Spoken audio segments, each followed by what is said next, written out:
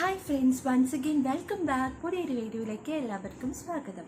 ഇന്നത്തെ വീഡിയോ എന്ന് പറയുന്നത് നിങ്ങളെല്ലാവരും തമ്മിൽ കണ്ടിട്ടുണ്ടാവും. പീരീഡ്സ് ഹൈജീൻ അല്ലെങ്കിൽ മെൻസ്ട്രൽ ഹൈജീനെ പറ്റിയിട്ടാണ് ഞാനൊരു വീഡിയോ ചെയ്യാൻ പോകുന്നത്. വീഡിയോയിലേക്ക് കിടക്കുന്നതിന് മുന്നേ ആദ്യമായിട്ട് എൻ്റെ ചാനൽ കാണുന്നവരെല്ലാവരും ഒന്ന് സബ്സ്ക്രൈബ് ചെയ്യണം കേട്ടോ. പിന്നെ ഇഷ്ടപ്പെട്ട് കഴിഞ്ഞാൽ ഫ്രണ്ട്സിനും ഫാമിലിക്കും ഒക്കെ ഒന്ന് ഷെയർ ചെയ്യണം. അപ്പോൾ നമ്മുടെ ഇന്നത്തെ ടോപ്പിക് എന്ന് പറയുന്നത് മെൻസ്ട്രൽ ഹൈജീൻ ആണ്.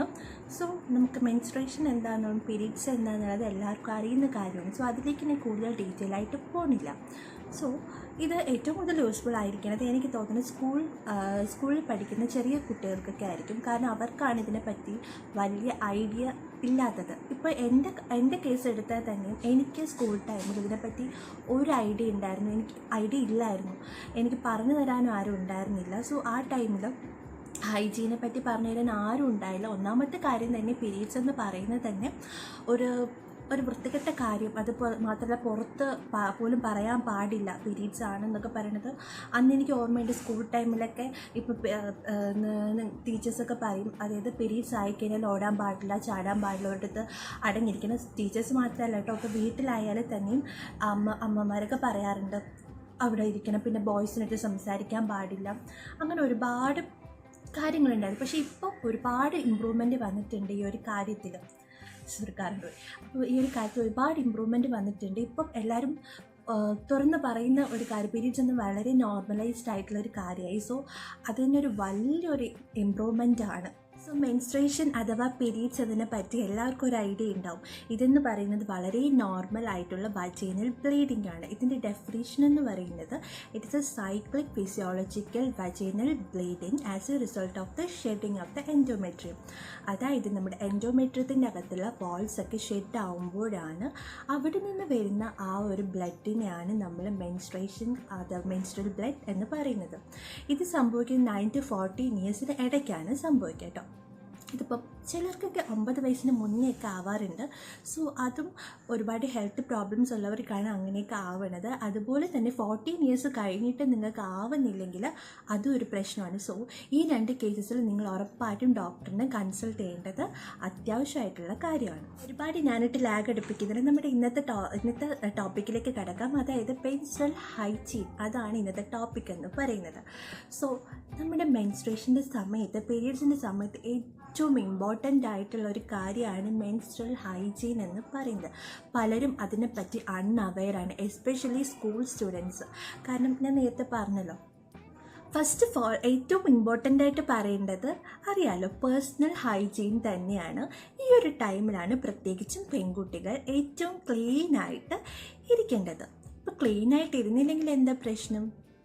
അതിൻ്റെ കോൺസിക്വൻസ് എന്ന് പറയുന്നത് ഇൻഫെക്ഷൻ ഉണ്ടാവാനുള്ള സാധ്യത ഏറ്റവും കൂടുതൽ നമുക്ക് വരുന്നത് പീരീഡ്സ് ടൈമിലാണ്. ഇൻഫെക്ഷൻ എന്ന് പറയുമ്പോൾ ഫസ്റ്റ് ഓഫ് ഓൾ നമ്മൾ പറയേണ്ടത് UTIനെ പറ്റിയാണ്. ഇതിനെപ്പറ്റി എല്ലാവർക്കും ഒരു ഐഡിയ ഉണ്ടാവും. യൂറിനറി ട്രാക്ട് ഇൻഫെക്ഷനാണ്. അത് നമ്മൾ വെള്ളം കുടിക്കാതിരിക്കുമ്പോഴും അതുപോലെ തന്നെ കറക്റ്റ് ടൈമിൽ യൂറിനേറ്റ് ചെയ്യാതിരിക്കുമ്പോഴും ഒക്കെയാണ് നമുക്ക് UTI വരുന്നത്. അതുപോലെ തന്നെ നമ്മൾ പീരീഡ്സ് ടൈമിൽ കറക്റ്റായിട്ടുള്ള ഹൈജീൻ, പ്രോപ്പറായിട്ടുള്ള ഹൈജീൻ നമ്മൾ മെയിൻറ്റെയിൻ ചെയ്തില്ലെങ്കിൽ നമുക്ക് UTI വരാൻ സാധ്യതയുണ്ട്. അതൊന്ന് ഒരു ഇൻഫെക്ഷൻ. പിന്നെ രണ്ടാമത് നമുക്കറിയാം, അതായത് റീപ്രൊഡക്റ്റീവ് ഏരിയ, ജെനൈറ്റൽ ഏരിയയിലൊക്കെ ആയിട്ട് നമുക്ക് റാഷസും അതുപോലെ തന്നെ ചൊറിച്ചിലും ഒക്കെ വരാൻ സാധിക്കും. ഇതൊക്കെ തന്നെ നമ്മൾ പ്രോപ്പറായിട്ടുള്ള ഹൈജീൻ ഇല്ലെങ്കിൽ നമുക്ക് വരാവുന്ന ഒരു കാര്യമാണ് ഈ ഒരു കാര്യം. ഫസ്റ്റ് ഓഫ് ഓൾ നമ്മൾ ഏറ്റവും കൂടുതൽ പേഴ്സണൽ ഹൈജീൻ ആയിട്ട് ഇരിക്കേണ്ട ഒരു ടൈമാണ് പീരീഡ്സ് ടൈം എന്ന് പറയുന്നത്. അപ്പോൾ നമ്മൾ എന്തൊക്കെ ചെയ്യാം? നമ്മൾ പേഴ്സണൽ ഹൈജീൻ എന്ന് പറയുമ്പോൾ നമ്മുടെ ബോഡി നല്ലപോലെ ക്ലീൻ ചെയ്യാം. അതായത് പ്രത്യേകിച്ച് ഇൻക്ലൂഡിങ് മീ ആട്ടോ ഞാൻ പറയുന്നത്, എനിക്ക് ഭയങ്കര മടിയാണ് പീരീഡ്സ് ടൈമിൽ കുളിക്കാനൊക്കെ. കാരണം ആ ടൈമിൽ നല്ല എനിക്ക് ഫസ്റ്റ് ഡേക്ക് നല്ല പെയിൻ ഉണ്ടാവും. ആദ്യത്തെ ദിവസം ഫുൾ ഞാൻ ബെഡിലായിരിക്കും കേട്ടോ. അപ്പോൾ സെക്കൻഡ് ഡേക്ക് ഞാൻ ഓക്കെ ആയിരിക്കും. ഫസ്റ്റ് ദിവസം ഭയങ്കര പെയിനാണ് എനിക്ക്. അപ്പം നമ്മൾ ഏറ്റവും കൂടുതൽ നമ്മൾ ആഗ്രഹിക്കുന്ന എന്താണ്? ബെഡിൽ എവിടെയെങ്കിലും ഒന്ന് ചുരുണ്ട് കൂടി കിടക്കാനേ ആഗ്രഹിക്കുള്ളൂ. പക്ഷേ അങ്ങനെ ചെയ്യണത് തന്നെ റോങ് ആയിട്ടുള്ള കാര്യമാണ്.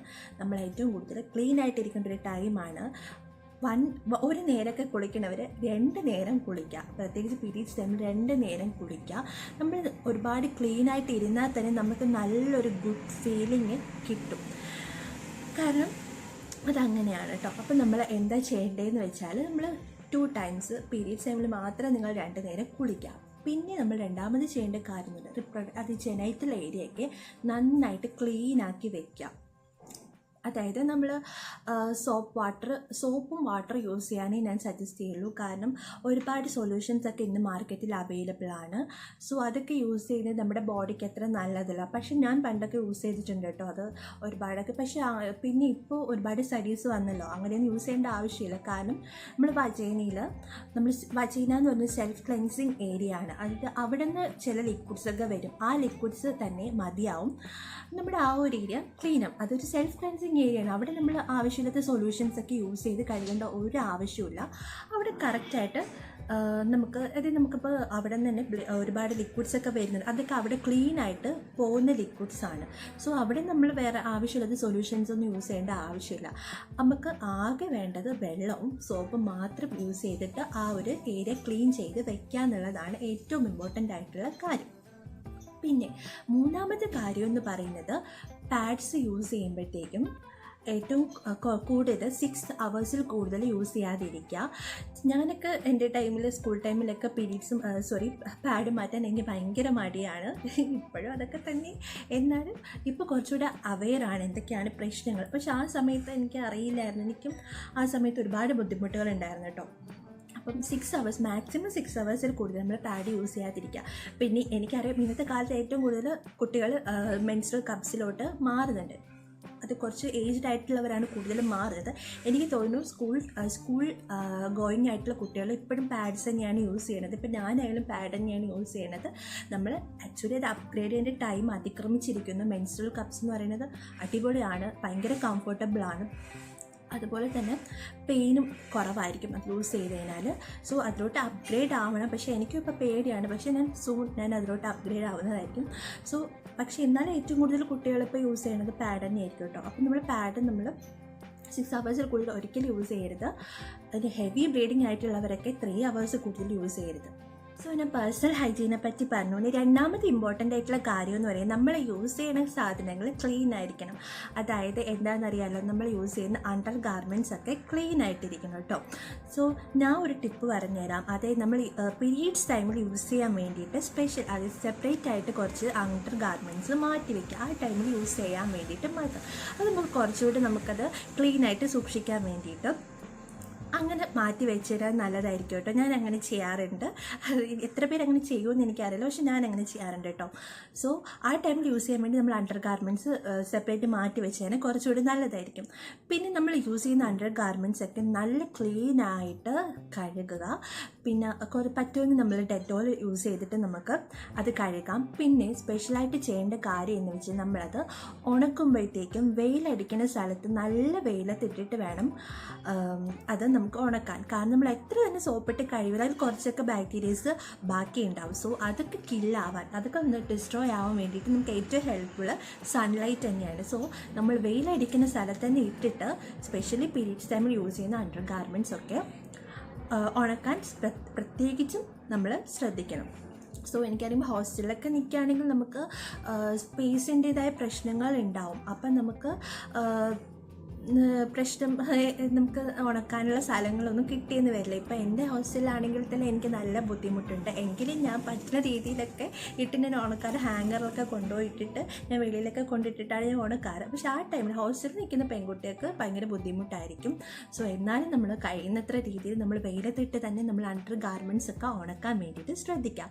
അതാണ് രണ്ടാമത്തെ നമ്മൾ ഇമ്പോർട്ടൻ്റ് ആയിട്ട് ശ്രദ്ധിക്കേണ്ട കാര്യം. മൂന്നാമത്തെ ഇമ്പോർട്ടൻ്റ് ആയിട്ടുള്ള കാര്യം എന്ന് വെച്ചിട്ടുണ്ടെങ്കിൽ, നമ്മുടെ ഹാൻഡ് എപ്പോഴും ക്ലീൻ ആയിട്ട് വെക്കുക എന്നുള്ളതാണ്.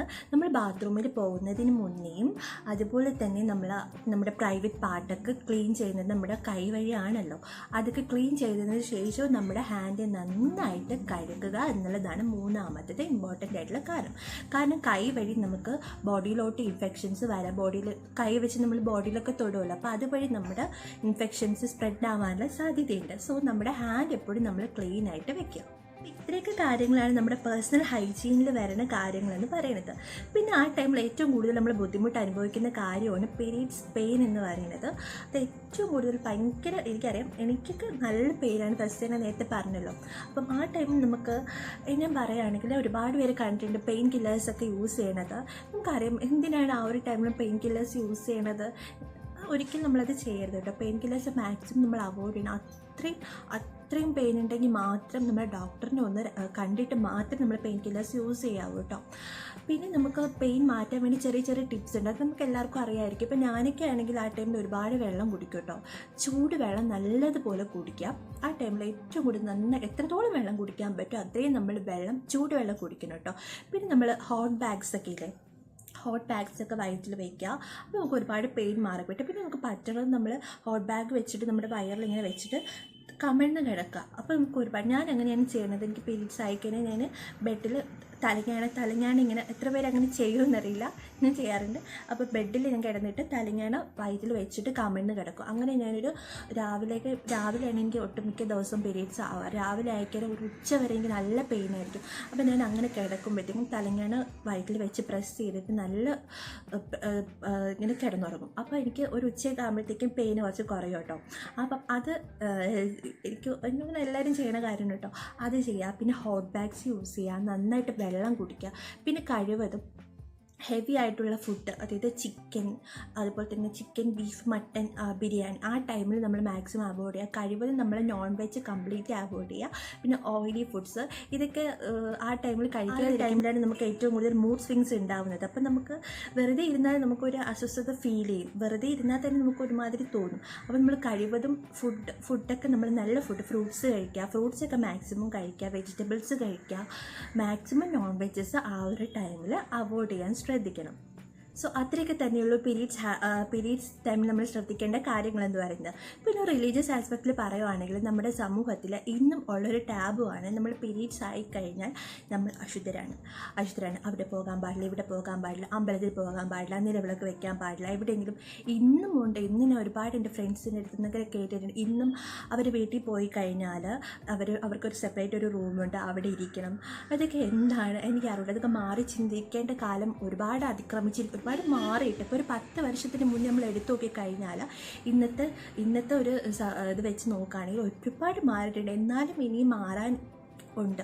സോ എങ്ങനെയാണ് അവിടെ നിന്ന് വരുന്ന ഒരു ബ്ലഡ് എന്ന് പറയുന്ന ഒരു ഇംപ്യൂർ ആവണത്? ഞാൻ പറയുകയാണെങ്കിൽ ഏറ്റവും നല്ല ബ്ലഡ് ആയിരിക്കും അത്. കാരണം അത്രയും പുറത്ത് വന്നു കഴിഞ്ഞാലാണ് അത് ഇംപ്യൂർ ആവണത്. ഇപ്പം അകത്തുനിന്ന് വരുന്ന ബ്ലഡ് അത് അത്രയും സ്റ്റെറിലൈസ്ഡ് ആയിട്ടുള്ളൊരു ഏരിയയാണ്. യൂട്രസ് എന്ന് പറയുന്നത് അത്രയും സ്റ്റെറിലൈസ്ഡ് ആയിട്ടുള്ളൊരു ഏരിയയാണ്. അതായത് എഗ്ഗും അതുപോലെ തന്നെ സ്പേമും ഫ്യൂസ് ആവാതെ പൊട്ടുന്ന ആ ഒരു ലൈനിങ്ങിനാണല്ലോ ബ്ലഡായിട്ട് വരുന്നത്. അപ്പം അത്രയും വൃത്തിയില്ലാത്ത ഒരു ഏരിയയിലായിരിക്കും നമ്മുടെ ഉണ്ടാകുന്ന കുട്ടീനെ കിടത്താൻ പോകുന്നത്. ഒരിക്കലും എനിക്ക് തോന്നുന്നു അത്രയും സ്റ്റെറിലൈസ്ഡ് ആയിട്ടുള്ളൊരു ഏരിയ ആയിരിക്കും. അവിടെ നിന്ന് വരുന്ന ബ്ലഡ് അത്രയും പ്യുവറായിട്ടുള്ള ബ്ലഡ് ആയിരിക്കും.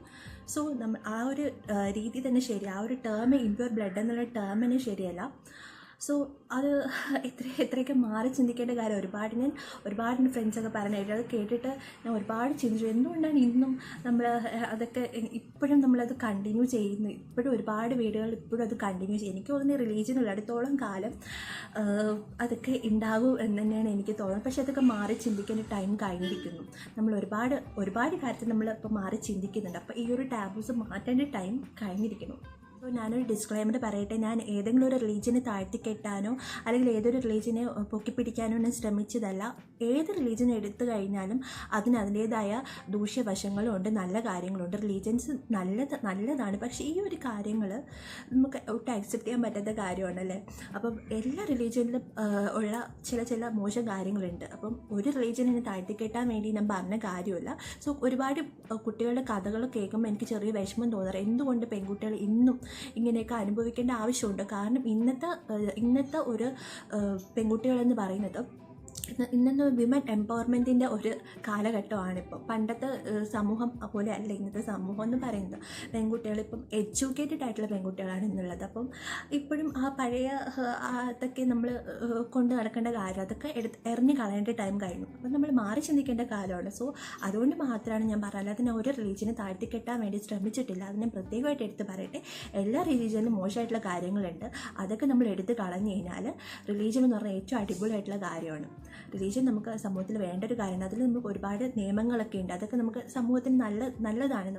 നമുക്കൊരു ദൈവം എന്നുള്ളൊരു കാര്യമുള്ള, നമുക്ക് ദൈവം ഉണ്ടെങ്കിൽ, ദൈവം ഉള്ളതുകൊണ്ടാണ് നമ്മളെപ്പോഴും പേടിക്കുന്നത്. നമ്മൾ ദൈവം കാണും, ഇതൊക്കെ ചെയ്താൽ ദൈവം കാണും. ഞാൻ അങ്ങനെ കേട്ടോ, ദൈവമൊക്കെ കണ്ടു ദൈവം ഉള്ളതുകൊണ്ടാണ് നമ്മൾ ഭയഭക്തിയോടെ ഈ ഭൂമിയിൽ ജീവിക്കുന്നത്. സോ അത് ഏറ്റവും നല്ലൊരു കാര്യമാണ്, നല്ലൊരു കാര്യമാണ് റിലീജിയൻ എന്ന് പറയുന്നത്. പക്ഷേ ഇങ്ങനത്തെ ചില കാര്യങ്ങൾ കാണുമ്പോൾ മൗനം പാലിച്ചിരിക്കാൻ പറ്റില്ല. അതുകൊണ്ട് മാത്രമാണ് ഞാൻ പറയുന്നത്. സോ അതിൻ്റെ പേരിൽ ആരും ഇതൊന്നും മോശമായിട്ടൊന്നും വിചാരിക്കരുത് കേട്ടോ.